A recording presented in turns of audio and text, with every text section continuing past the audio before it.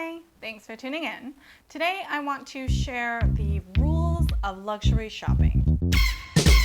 If you're tuning in for the first time, hi, I'm Katie. I like to do these luxury fashion videos here on YouTube. I share hauls and reviews, but at the end of the day, I share my journey so we can all mindfully curate our own collections. If you like what you're seeing, please subscribe to my channel, like this video, and leave a comment down below with which rule makes the most sense to you. All of your support really means a lot to me. Rule number 1, be a nice human being. No, but in all seriousness, please be a nice human being. At the end of the day, we are all humans working with other human beings, and I think we sometimes lose the humanity in it all. I feel like it can just get nasty out there, and so much of it is really uncalled for. Honestly, there might be some incompetence here and there might be some issues here and there, but just be a nice person. Just be a nice person. I feel like so many things in the world are better when you're a nicer person. I feel like it's such an obvious one. It seems like such a strange one to call out like that, but I've seen some really nasty people in the stores. I've seen some really entitled people in the stores. I've heard some nasty stories from people. It's just, no. So if there ever was a rule when it comes to luxury shopping, I'd say, it's probably the rule that is part of life, but it's just, please be a nice person. Please be a decent human being, please. A lot of times I get questions, especially for people who are going into Hermes and trying to start building out a relationship, or they're visiting Hawaii and they're going to an Hermes boutique. I will have people ask if, you have to dress nicely. I don't think it's a must. I don't think you absolutely have to. I have gone into boutiques in like track pants and no makeup, and I've gone into boutiques, the same boutique, more dressed up as well. So I have done the whole spectrum. Sometimes I even like to go into a store slightly dressed down just to see just to make sure I am able to work with someone who might not just be judging me from my outside appearance, and is, genuinely wanting to help, genuinely interested in working with me, But I have gone to stores where I just, I don't look like this, basically, is what I'm trying to say. And it's fine, honestly. I don't think it's a must. Like, I don't think you absolutely have to be decked out in designer every time you go into one of those boutiques. But I don't think it hurts to be well-dressed in general. Like, just with clothes that fit you well, with clothes that flatter you, and just going in with your natural style, I think works best as well, because a lot of times sales associates will make suggestions and recommendations based on what they think will suit you, based on what they think your style is. So if you are wearing, like, I'll call it ill-fitting clothes because it's not something you normally wear, it's not something that you feel comfortable in, then it's just gonna make the whole experience less comfortable for you. So just wear what is comfortable, wear what makes sense for you, wear what you think represents your style, and that's it. My next tip is don't waste anybody's time. And this doesn't mean that you absolutely have to buy something every time you go into a boutique, because you don't. That would be a ridiculous expectation. If you go in and you ask for help, then you absolutely had to buy something, because that's not necessarily true. But what I mean by don't waste anybody's time is if you're genuinely not interested in getting something, if you wouldn't be caught dead with whatever thing you're looking at, don't ask for it to come out in your size. Don't ask if it comes out in 5 different colors and ask to see every single one. You know what I mean?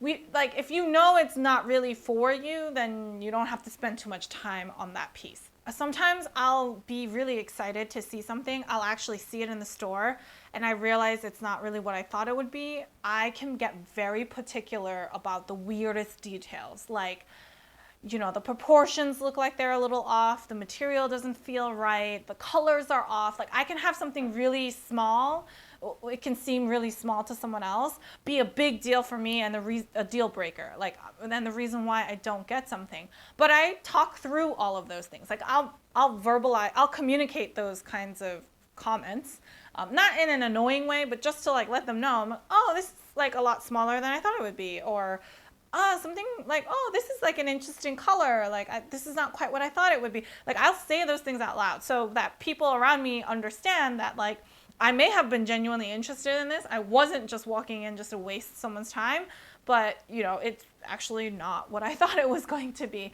It doesn't fit me very well, or you know, it just doesn't suit me. So I will verbalize all of those. I'll make sure I communicate those along the way so that, you know, everybody's on the same page as to like why I'm not feeling something. And if you do ever feel like you're getting really pressured from a sales associate, like that you have to buy something, they might not be the best sales associate for you. That's all. And you can always try to find somebody else who works better with your shopping style. And you know, you can always set your expectations up front with that kind of person. Let them know what your shopping style is like. And then, you know, if you drive, the whole experience will be better anyway. And my last tip or rules of luxury shopping is if you had a really good experience shopping with a sales associate, even if it's months later, definitely reach out to the same sales associate. I think that can go a long way. And that's definitely one of the first stepping stones to building a pretty lasting relationship with your SA. And I'm not just talking about this in the context of like Hermes. It's the same for Chanel, it's the same for Louis Vuitton or Gucci, wherever you want to shop, even if it's within a department store. Like if you've had a good experience with a sales associate, I always think it's a really nice gesture to reach back out to them if there is something else that you want to see. They might not remember you, honestly. Like they probably see hundreds of people. They might not remember you. But just the fact that you reached back out saying, hey, like maybe it was last year. Hey, last year I bought these shoes from you and I had a really good experience. I'm interested in getting a new pair of sunglasses that I just saw that came out. Like, do you have them in the store? That's enough. That's enough to almost compliment the person on their really great service the first time you worked with them and, you know, brought you back as a repeat customer. It doesn't take a lot to do that, you know? So I feel like that's also a really good thing to do. Now, if you didn't have a great experience, that's also okay. Then sometimes I go into the store trying to find a new person. I find the experience is really enhanced when I am working with the same person, because then over time they remember some of the things that you bought. They can better tailor some of the recommendations to your interests based on past purchase history and stuff like that. So I feel like that's a good way to ensure you're going to have a good experience going forward. Those are all of my rules for luxury shopping. I know I was pretty dramatic in the beginning calling this like rules of luxury shopping.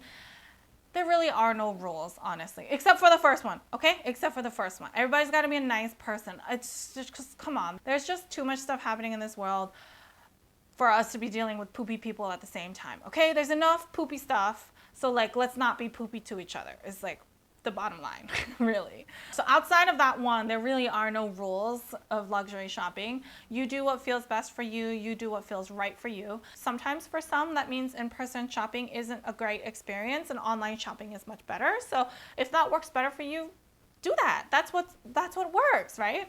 So, you know, everybody's gonna have their own way, but these are some of the tips that I think help create lasting relationships with a sales associate, but also with a brand, and you know, help enhance the overall shopping experience. But if you have any other tips or rules that you think others should know, definitely let me know in the comment section down below. Maybe we should do like a little poll, you know, just in the comments, but like, do you think you have to dress up when you go luxury shopping? Like, do you feel like you definitely get better service if you do that?